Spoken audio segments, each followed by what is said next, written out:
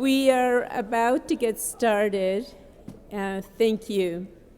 It's wonderful to see such a large audience for the annual Social Justice Action in Education lecture. For those of you who don't know me, I'm Estela Ben-Simon, and I am the current chair of the Social Justice Action Committee. Thank you. And it's my great pleasure to be the one to introduce tonight's lecturer. I have been a long-time admirer of Professor Gloria Ladson-Billings, and so it gives me great pleasure to have the honor of introducing her as the 2015 recipient of the Social Justice in Education Award. Gloria came of age in the 1960s in Philadelphia, a city that she has described in an interview as being divided among so many ethnic enclaves that she does not recall actually ever meeting any white people. Instead, she said, I met Irish people, Italians, Jews, Polish people. At that time, none of those groups would have identified as white. After graduating from Morgan State and teaching for about 10 years in South Philly, she moved west to earn her master's at the University of Washington and her PhD at Stanford University. And I just learned that at Stanford, she was classmates with Kofi Lomotey, who will be next year's chair of Social Justice and Action Committee, and that Joyce King was also a faculty member there. So now we can see where greatness was made. Her first faculty position was at Santa Clara University. And then she met Carl Grant, who after hearing her give a speech, decided that she had to move to the University of Wisconsin, which of course was a major sacrifice. Imagine moving from sunny Northern California to snowy Wisconsin. Carl must have been very persuasive. She currently holds the Kellner Family Professor of Urban Education chair in the Department of Curriculum and Instruction. She was elected to the National Academy of Education in 2005. She received the George and Louise Spindler Award from the Council on Education and Anthropology. And in 1996, she received the Palmer Johnson Outstanding Award for Outstanding Article published in an American Educational Research Association journal.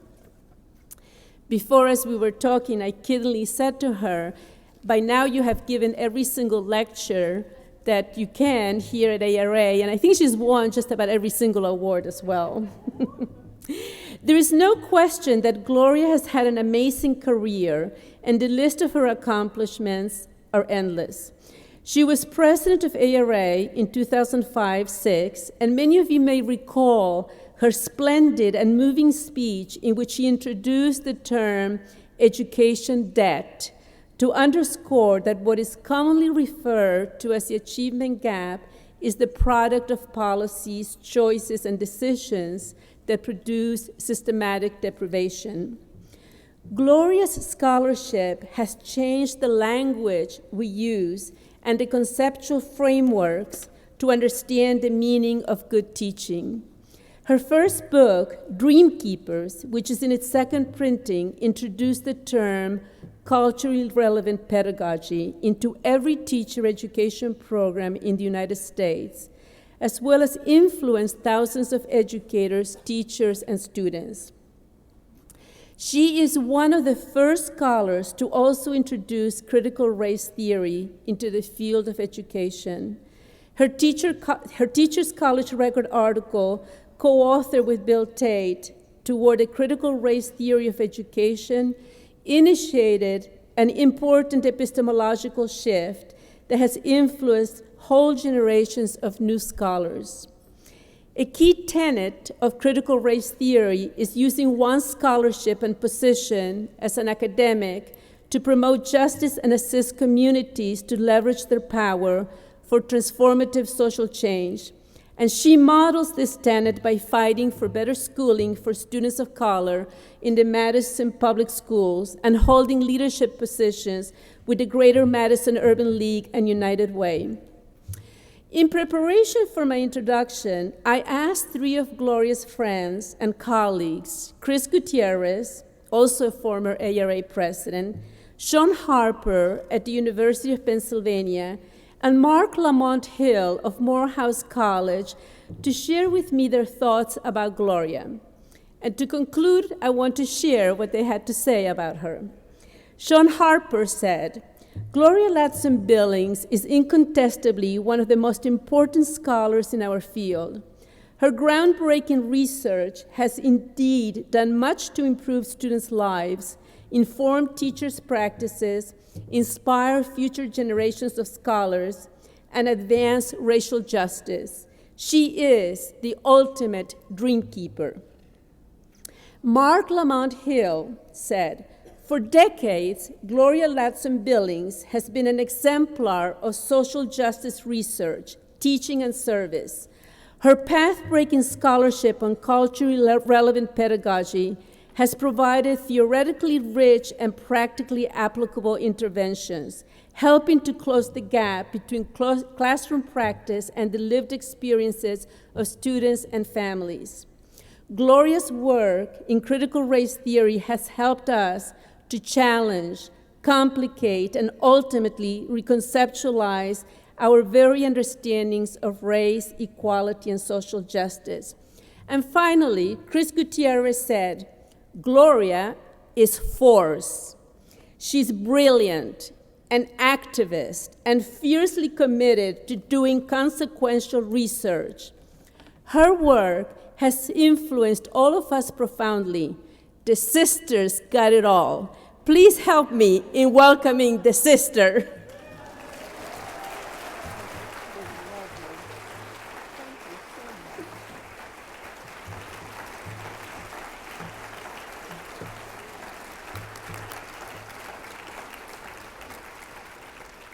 Thank you, Estella. That was just lovely, and thank you all for being here. I do want to thank Estella and the members of the Social Justice Action Committee of AERA for this incredible honor of selecting me to be this year's Social Justice Award winner.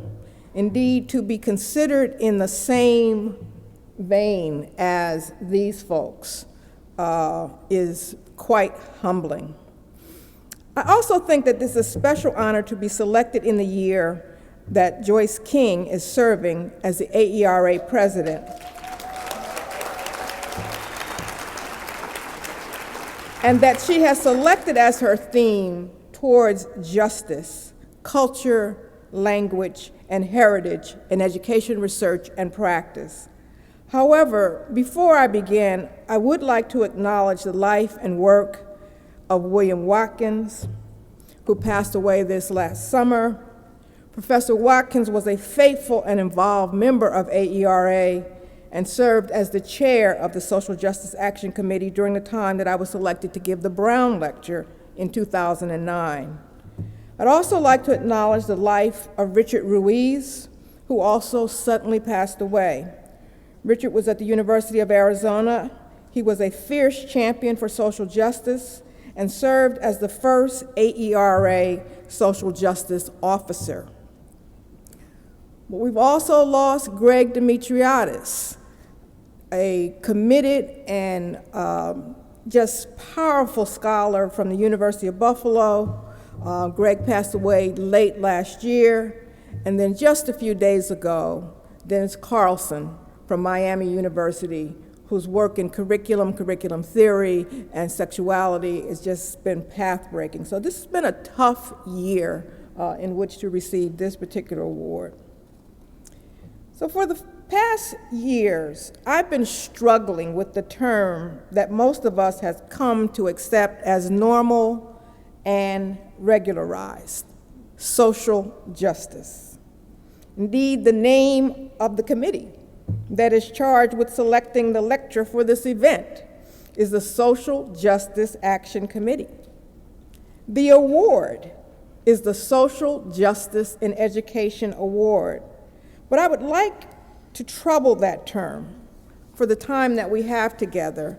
And I want to suggest that what we should be seeking and fighting for is justice.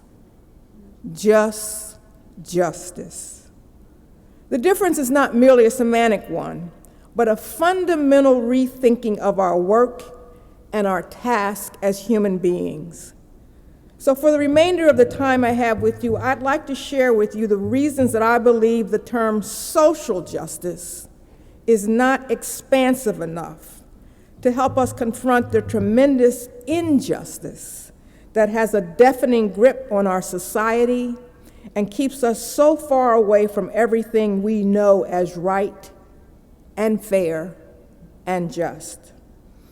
So I fear that social justice has become a kind of buzzword that we use to suggest that we are serious about confronting disparity, racism, sexism, heterosexism, ableism, and other forms of human asymmetry and the lack of equity and equality. Also, I fear that social justice has become a part of a discourse, a kind of cant that students use in order to get into our teacher education and graduate programs.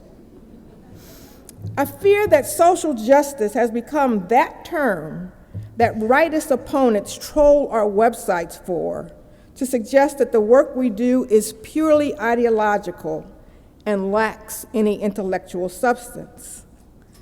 I fear that by our regular invoking of social justice, we are losing sight of the big picture and the injustice that prevails across the country and throughout the world. There are three theories that dominate Western notions of justice. John Stuart Mill's idea of utilitarian justice, Robert Nozick's libertarian concept of justice, and John Rawls' conception of justice as fairness. Now, according to Mills, justice is synonymous with morality. Thus, the law, economic distribution, and political power all should be connected to moral action as a way to effect justice. In his work, Utilitarianism, Mills argued that justice is a subset of morality, that injustice involves the violation of the rights of some identifiable individual. And Mills suggests that justice implies something which is not only right to do and wrong not to do, but which some individual person can claim from us as his moral right.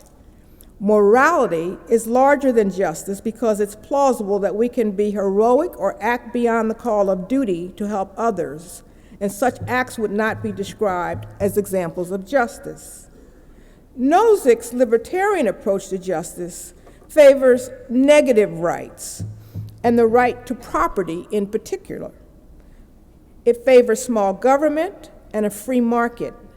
And many libertarians subscribe to an extreme view that denies the existence of positive rights and favors a laissez-faire free market, no matter how horrible the consequences may be. This includes no governmental regulations or public health or public education. Nozick thinks that we have property rights to keep our possessions as long as they were attained fairly, without violating other people's rights, harming others, or defrauding them. The world's natural resources are all up for grabs. They are the property of anyone who takes them. Third, Rawls argues for a theory of justice as fairness. In his book, A Theory of Justice, he agrees with Nozick's assertion of justice as quite separate from morality. But Rawls states that there is a way to learn about the principles of justice by considering what he terms the original position. Rawls asks us to imagine a condition in which a group of people decides the principles of justice. And these people do not know who they are. They are under what Rawls calls the veil of ignorance. They are self-interested, and they know everything science has to offer.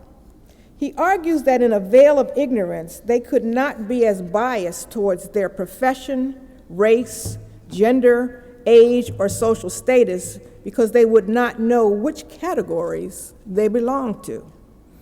As far as self-interest is concerned, Rawls argues that they want principles of justice that will fairly distribute certain goods that everyone will value, what Rawls calls primary social goods.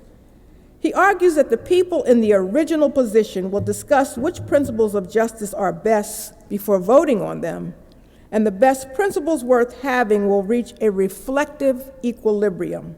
The most intuitive principles will be favored, and the incompatible, less intuitive principles will have to be rejected in order to maintain coherence.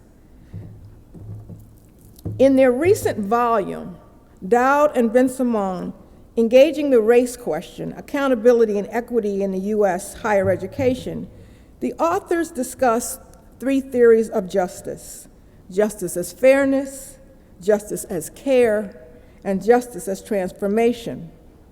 Now, as I previously stated with the theories offered by Mills, Nozick, and Rawls, what they have in common are their origins in the Western tradition. In the remainder of this talk, I would like to make two shifts. The first is to introduce a non-Western approach to justice. And the second is to move from justice as theory to justice as praxis. And I'd like to use these shifts to frame the education researcher's course of action as making sense of the past, making use of the present, and making possibilities for the future. My thinking about justice has been deeply informed by the work of two people, Sylvia Wynter and Bryan Stevenson. Sylvia Wynter is Professor Emerita from Stanford University, and Bryan Stevenson is an attorney focused on defending and reversing death penalty cases, as well as a MacArthur Genius Grant winner. Wynter's work asked the fundamental question of what it means to be human and who is accorded the status of the human subject. In Catherine McKittrick's recently published volume, Sylvia Wynter, on Being Human as Praxis, we witness a genealogy of Wynter's work that highlights her insights on how race, location, and time together inform what it means to be human. In his book, Just Mercy, A Story of Justice and Redemption, Stevenson reminds us that the United States has the highest rate of incarceration in the world. A lengthy quote from his book is important for helping me state my case for the necessity of focusing on justice, just justice. Our prison population has increased from 300,000 people in the early 1970s to 2.3 million people today. There are nearly 6 million people on probation or parole. 1 in every 15 people born in the United States in 2001 is expected to go to jail or prison. 1 in every 3 black male babies born in this country is expected to be incarcerated. We have shot, hanged, gassed, electrocuted, and lethally injected hundreds of people to carry out legally sanctioned executions. Thousands more await their execution on death row. Some states have no minimum age for prosecuting children as adults. We've sent 250,000 kids to adult jails and prisons to serve long prison terms, some under the age of 12. For years, we've been the only country in the world that condemns children to life imprisonment without parole. Nearly 3,000 juveniles have been sentenced to die in prison. And these horrifying facts are what animate my desire to move away from focusing on social justice towards a laser-like focus on justice, just justice. In my chapter in the Handbook of Qualitative Research in the second edition, Racialized Discourses and Ethnic Epistemologies, I called for a challenge to Western European epistemological lenses as the only way to understand, analyze, and evaluate knowledge and experience. And similarly, I am challenging Western notions of justice as the only way to create just, fair, and equitable societies and social relations. Nobel Prize-winning economist Amartya Sen, who was a personal friend of Rawls, incidentally, argued that typical discussions of justice in the U.S. philosophy have parochial slightings of Eastern thought. Justice, he writes, is ultimately connected with the way people's lives go, and not merely with the nature of institutions surrounding them. Important to his work is the idea that the two early Indian concepts of niti, that is strict organization and behavioral rules for justice, and jnana, the larger picture of how such rules affect ordinary lives, offer a better lens for justice than Rawls' focus on the characterization of just institutions.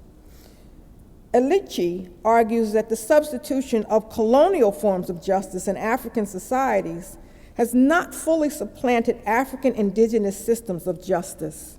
These indigenous justice systems rely heavily on restorative and transformative principles in conflict resolution.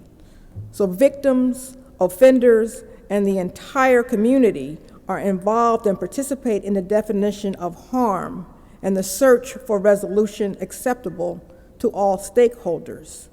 Such systems attempt to achieve the restoration of safety, the loss of property, a sense of security, rights, and dignity. One well-known example of a deployment of this more indigenous form of justice emerged in the post-apartheid South Africa through their truth and justice panels, truth and reconciliation panels. The South African Truth and Reconciliation Commission was set up by the government of national unity to help deal with what happened under apartheid. The conflict during this period resulted in violence and human rights abuses from all sides. No section of society escaped these abuses, and the Truth and Reconciliation Commission was based on the promotion of national unity and Reconciliation Act of 1995. They felt that a commission is a necessary exercise to enable South Africans to come to terms with their past on a morally accepted basis and to advance the cause of reconciliation. The TRC effected its mandate through 3 committees: the Amnesty Committee, the Reparation and Rehabilitation Committee, and the Human Rights Violation Committee. The Register of Reconciliation gave members of the public a chance to express their regret at failing to prevent human rights violations and to demonstrate their commitment to reconciliation. The TRC's emphasis on reconciliation is in sharp contrast to the approach taken by the Nuremberg trials after World War II and other denazification measures. Because of the perceived success of the reconciliatory approaches in dealing with human rights violations after political change, either from internal or external factors, other countries have instituted similar commissions, though not always with the same scope or the allowance for charging those currently in power. The effectiveness of the restorative justice method employed by the TRC versus that of the retributive justice method that is employed during the Nuremberg trials is often debated. In a survey by Jay and Erica Vora, the effectiveness of the TRC Commission was measured on a variety of levels, namely its usefulness in terms of bringing out the truth of what had happened during the apartheid regime, the feelings of reconciliation that can be linked to the Commission, and the positive effects both domestically and internationally that the Commission brought about in a variety of ways, from the political environment of South Africa to the economic one. The opinions of 3 ethnic groups were measured in this study: that is the English, the Afrikaners, and the Xhosa. Now I want to switch to talking a little bit about justice as practices, and I want to return to Sen's notion of justice as, quote, the way people's lives go, to think about justice as praxis. I think nothing has troubled me more in these last few years than the over-policing, mass incarceration, and killing of unarmed citizens, mostly citizens of color, as an affront to justice, not social justice. And I would like to point out that many of these practices have their beginnings in a place called school. When children walk across the schoolhouse door with great expectations and aspirations for bright futures, they expect to receive at least a modicum of justice. In their minds, the adults they meet and the situations they encounter should at least be fair. However, the data suggests that some students, by virtue of their race and their ethnicity and their language, are under constant surveillance, regularly suspended, and ultimately expelled as their initial steps on the road to a lengthy entanglement with the criminal justice system. If we look to the past to make sense of the cries for justice in our schools, we must rely on the documented history. This excludes the millions upon millions of undocumented, unrecorded daily acts of injustice that students, their families, and entire communities have experienced. But the recorded history is robust enough to demonstrate the way justice has evaded far too many for far too long. We can go back to 1849, when Benjamin Roberts, a black man, sued the city of Boston on behalf of his 5-year-old daughter, Sarah, who was forced to walk past 5 white elementary schools to attend her dilapidated black school. We can look to the establishment of separate and unequal schools reinforced by the 1896 Plessy versus Ferguson Supreme Court decision. We can look at the Lemon Grove incident of 1930, where Mexican-American children were being denied access to their schools because of their status as Spanish language speakers. We know about Menendez versus Westminster in 1946, where Mexican-American students in Orange County, California, experienced unconstitutional discrimination by being forced to attend separate, quote, schools for Mexicans. And of course, we recognize the major social reverberations of the Brown versus Board of Education case that was decided in 1954 that called for a reversal of the doctrine established by Plessy.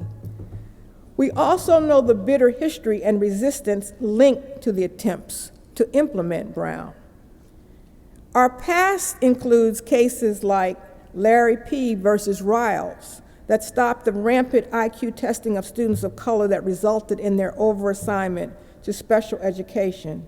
It also includes Title IX, the provision in the 1965 Higher Education Act to ensure that students, regardless of gender, have access to the social opportunities, the same opportunities, regardless of their gender. Enrique Aleman, in his film Stolen Education, has documented systematic segregation of Mexican-American students in South Texas.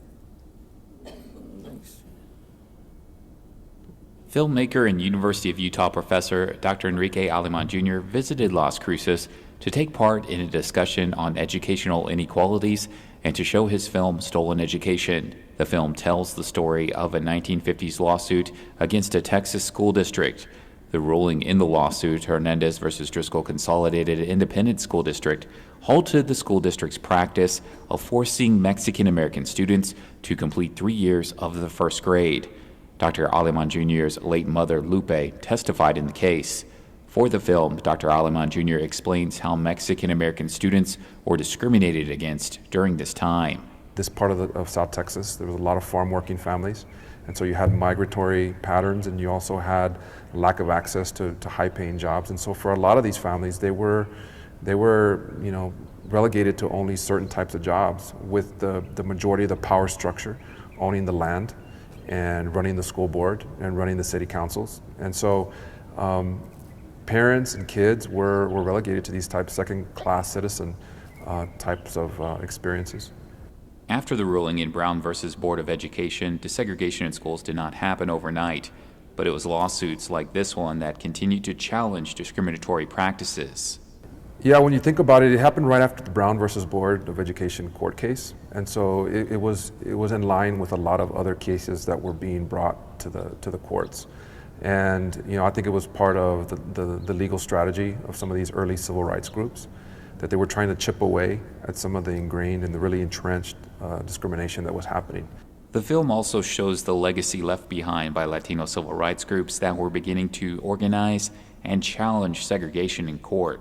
And that's one of the reasons I wanted to tell it too, to really acknowledge that we had leaders in our community, and they were willing to put up a fight and struggle to better opportunities for their kids. And that's a story that's not often told in our textbooks and in our history, that we should understand that our parents and our grandparents were part of that activism and part of that leadership that isn't often acknowledged. Dr. Enrique Aleman Jr. continues to travel the country showing his film Stolen Education. For KRWG, I'm Anthony Moreno. Indeed, our past is dominated with examples of injustice that make it important for us to recognize the need for so much more than a social justice approach. It requires justice, just justice. Now, the present seems to continue the beliefs and practices of the past. And so for the purpose of this talk, I'll consider the present the period of time over the last 25 years. Again, the documentation of injustice is thick and plenteous. It includes legal reversals of Brown via cases such as parents involved in community schools versus the Seattle School District in 2007, the rollback of affirmative action such as the Gratz v. Bollinger case of 2003, the imposition of zero tolerance policies that has allowed for unprecedented use of police and police-like tactics in managing students and school behavior. And since the early 1970s, out-of-school suspension rates have escalated dramatically. According to a group called the Discipline Disparities Research to Practice Collaborative, African Americans and students with disabilities are suspended at hugely disproportionate rates. They also noted higher levels of suspension among Latinos and students who are lesbian, gay, bisexual, and transgender. Perhaps the most startling data we received about injustices in our schools came from the Justice Department report that revealed that thousands of children, including a disproportionate number of boys and black children, are suspended from school before reaching kindergarten. But the present lack of justice in our schools is not limited to discipline and management policies and strategies. It includes issues of access to curriculum, to high-quality teachers, to well-resourced schools. And folks like Jonathan Kozol have done excellent work in documenting the funding disparities that exist between suburban white schools and their black and Latino urban counterparts. Additionally, according to the College Board, 79.7% of black students who could have done well in AP courses did not take a single one. The reason for this lack of AP participation includes discouragement from teachers, a lack of offerings in the schools they attend. And in California, the celebrated Williams case demonstrated that high-achieving black students locked into poor-resourced urban schools do not have the opportunity to enroll in an advanced placement course because those courses are not offered in their schools. The consequences of being closed out of AP and honors courses mean that students are denied opportunities to attend not only elite private colleges and universities, but increasingly, they are shut out of their state's flagship public institutions. But even if students do not plan for a post-secondary education, they are subject to injustice concerning what they can or cannot learn about their history, heritage, language, and culture. California's Proposition 227 banned the teaching of bilingual education. The Tucson Unified School District in Arizona banned the teaching of ethnic studies, particularly La Raza studies, as divisive and un-American. Imagine that, learning about your history, your culture, and your language are deemed un-American and must be banned. This is not an issue of social justice. This is a problem of justice. Just justice.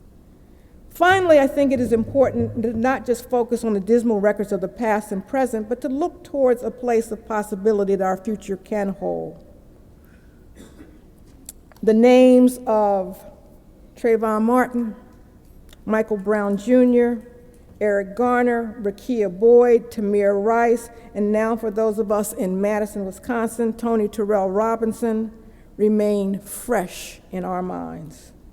Their tragic deaths have spawned a new era of grassroots, youth-led activism across the nation. Marches and protests declaring that Black Lives Matter have raised awareness about the vulnerability and the precarious nature of what it means to be a Black person in America. But what about the academy? How are we exploring possibilities of hope and justice that will portend a brighter future? For the past several years, my work on culturally relevant pedagogy has taken an interesting and hopefully more generative turn. My work with young scholars who are engaging in youth culture, specifically hip hop, has reminded me of the way real change, deep learning, and true justice come about.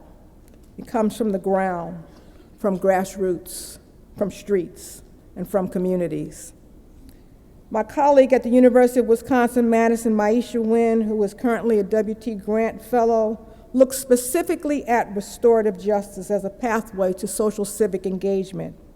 University of Illinois scholar Adrian Dixon is examining the ways that culturally relevant pedagogy is implemented in alternative certification environments like post-Katrina New Orleans, where we must question what seems to be an abandonment of democracy and justice. Additionally, Michigan State's Django Parrish and Stanford's H. Sami Alim investigate notions of culturally sustaining and humanizing pedagogies. Colleagues like Jeff Duncan Andrade, David Stovall, and Patrick Kamagnan pursue opportunities to teach K-12 students in urban settings as well as university teaching. Ohio State's Elaine Richardson pursues both a musical career and a high level of literacy scholarship that involves making safe spaces for urban and middle schools. University of Georgia's Bettina Love, Morehouse College's Mark Lamont Hill, Oakland University's Emory Pechauer, and Teachers College Columbia Chris Emden include a deliberate infusion of hip-hop as curriculum and pedagogy. These scholars and many more are the new face of the academy and the new place of possibility for justice-oriented scholarships. Like the civil rights leaders of the past, these scholars are informed by those things happening on the ground in schools and community-based organizations. People like poet Kalamu Yasalam, Sam Sadell of Hip Hop Genius, Mike Sorelli of New York's Urban Word, Timothy Jones of Hashtag Hip Hop Ed, and Karenga Bailey of the Maya Angelou Charter School in Washington, D.C., or what I call organic scholars. They don't reside in the academy, but they are doing important work. In fact, I want to share with you a video of Karenga's. Karenga Bailey is the dean of a school in Washington, D.C., where the students are, this is one of those last step schools that after you, if you don't make it here, then you are going to jail. A lot of his students are truant, and he said the first assignment given to him by his principal was, you have to make them come to Saturday school. He said, okay, these are the people that don't come Monday through Friday.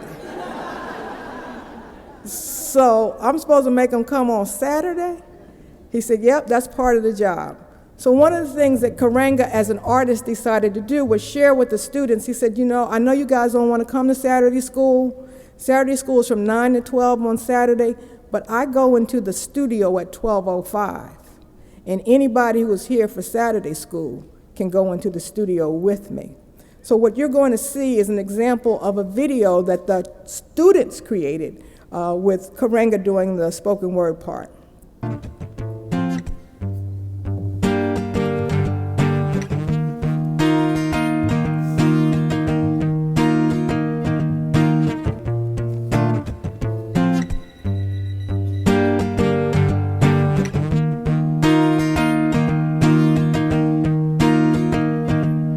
These walls there lives a separate nation, a class who suffers from the trauma caused by separation. The gavel slams and families tears to different destinations. It leaves a residue behind. Listen to what I'm saying. When at my desk I sometimes listen to their conversation, and all they talk about is violation or probation, or how their brother just got shipped to a different location. I say, my God, I can't believe this is my generation. I understand that circumstances sometimes alter cases, but resiliency and faith can take you many places. But tell me, how do you console the woes of lonely souls if no one knows beneath the concrete there's a growing rose?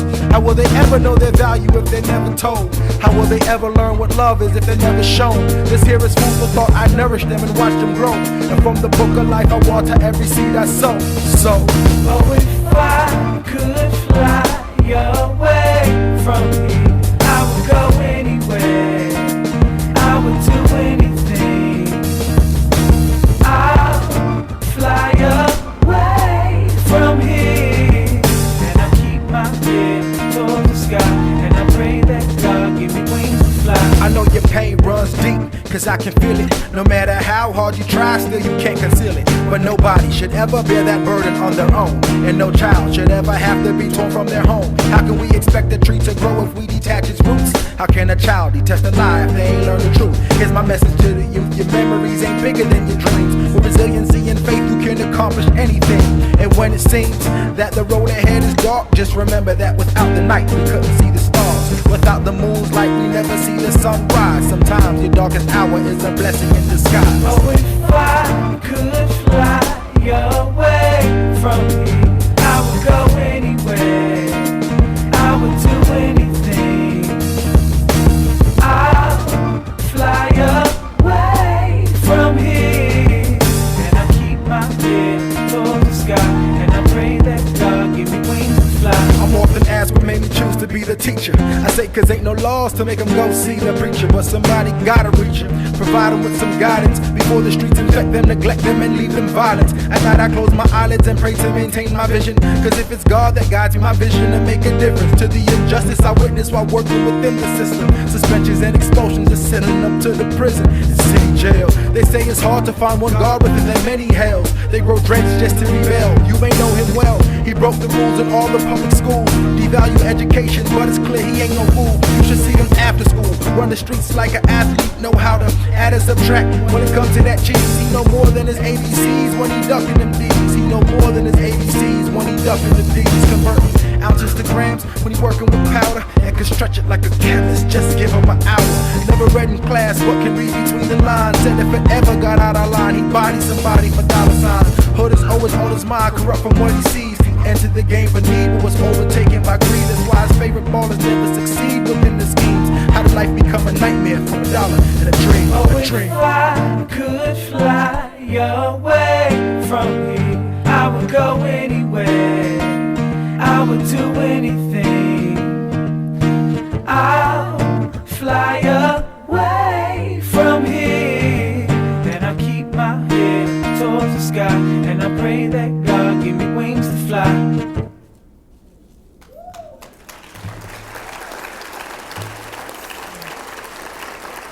That entire production was done by Karega's students, including the videography, for kids who, quote, the school had decided weren't worth spending any time with and investing in. At my own university, I have the opportunity to engage with students from one of the most exciting scholarship programs in the world, the First Wave Hip Hop Arts Scholars Program. And many of these students have a deep interest in teaching and in education, but they are less sanguine about teacher education programs that are fashioned to meet the needs of white, middle-class, monolingual, Midwestern women.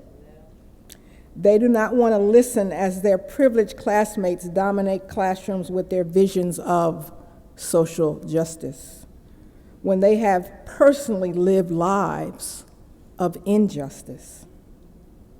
As a consequence, many potentially exciting and energetic students are opting for alternative teacher certification or non-school-based teaching in community-situated arts and activism programs. And so with the last video I'd like to share with you is one of my current students who is a senior at the University of Wisconsin, Jonathan Williams. We have our last final Raise Up champion, Raise Up winner and champion. His name is Jonathan Williams. He's out of Milwaukee, Wisconsin. I want y'all to give it up for Jonathan Williams, y'all.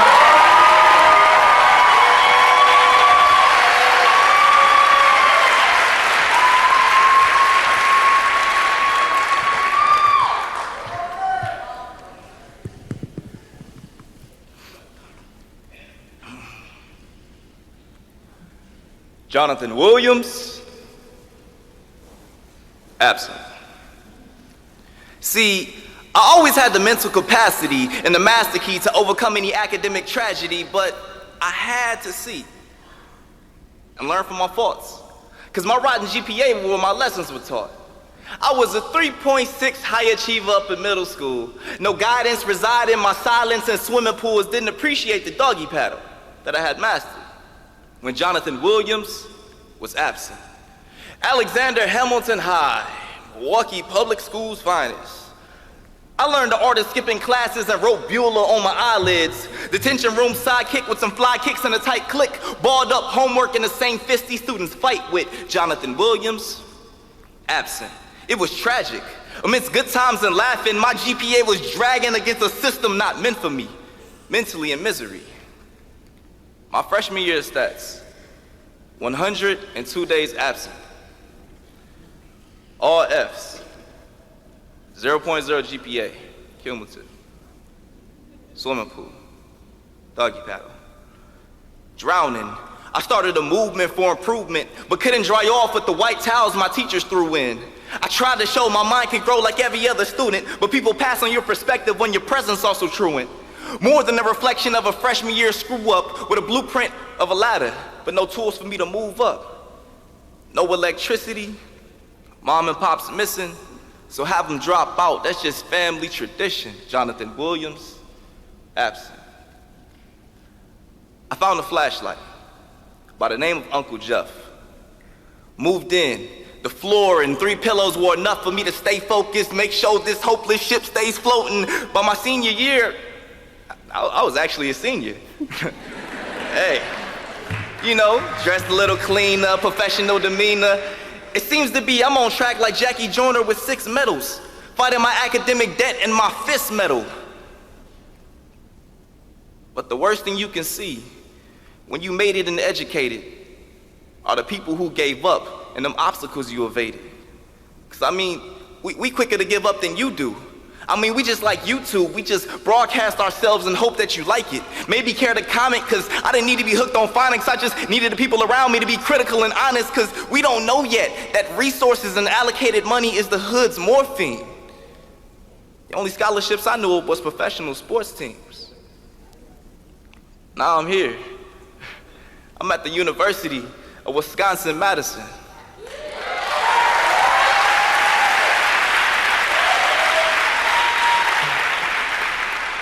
A scholar and resident, full tuition scholarship and Kappa Alpha Psi president.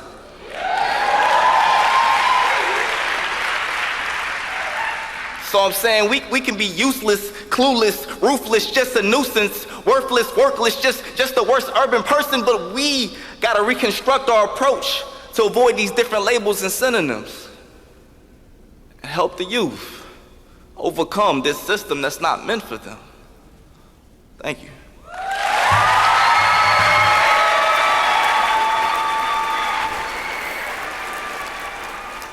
I had the pleasure of teaching Jonathan, and last semester he spent abroad in Madrid.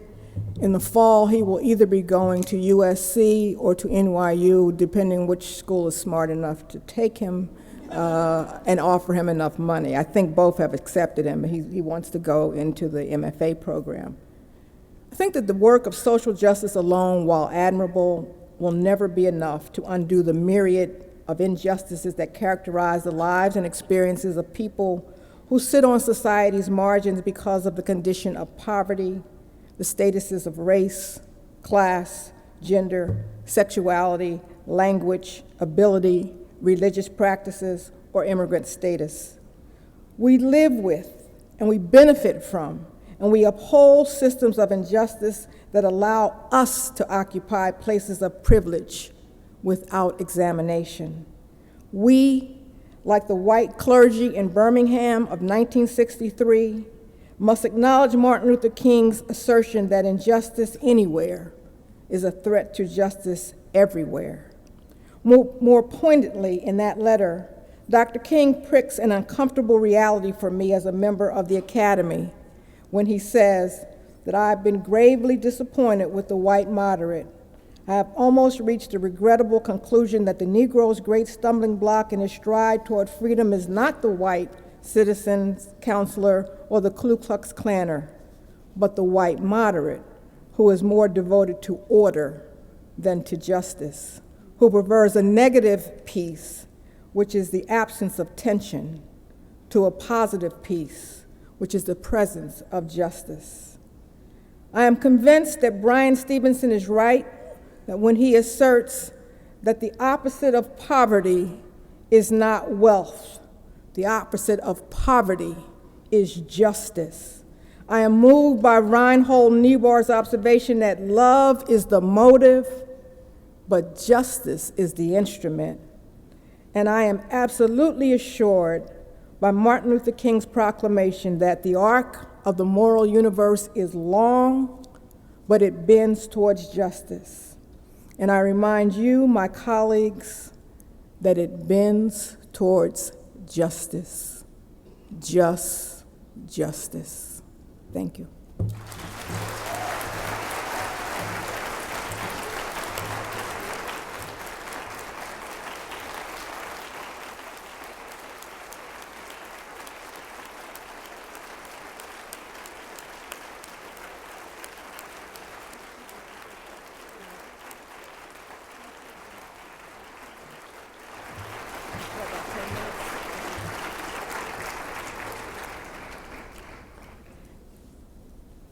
When I introduced Gloria, I mentioned that she has changed our language, and I think tonight she has done it again. So we now know justice, just justice. We have a few minutes, and so she would be able to answer questions if we have any from the audience. And following this, we will have a reception, I think, right next door. So, any questions? Or any comments?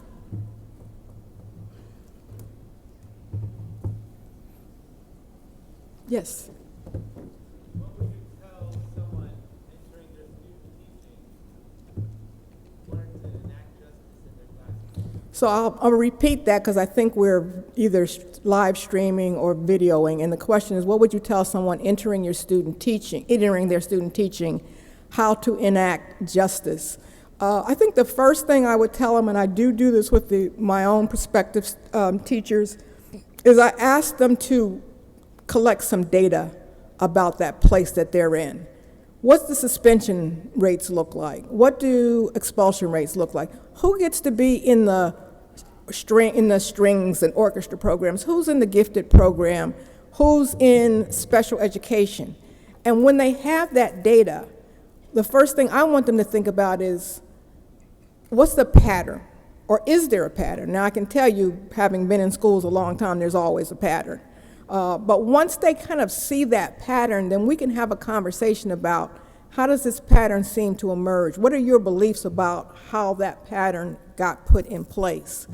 So I think that the first work they have to do is kind of the excavation of the injustices that exist, because I think many student teachers go in very optimistic, believing that school's a fair and just place. And so just uncovering the injustice is the first step. Another question? Yeah. And I think we have a mic, yes. Hello, good evening. I guess my question is for teachers, particularly white teachers who have good intention, who come into the classroom, how do we have them enact culturally relevant pedagogy in its authentic intention, while also trying to have them come to terms with their privilege? Because I feel like they usually come in with all these misconceptions of students and what they think is culturally relevant pedagogy. But I think in order to enact that, they have to come to terms with their privilege first and how they reproduce that in the classroom.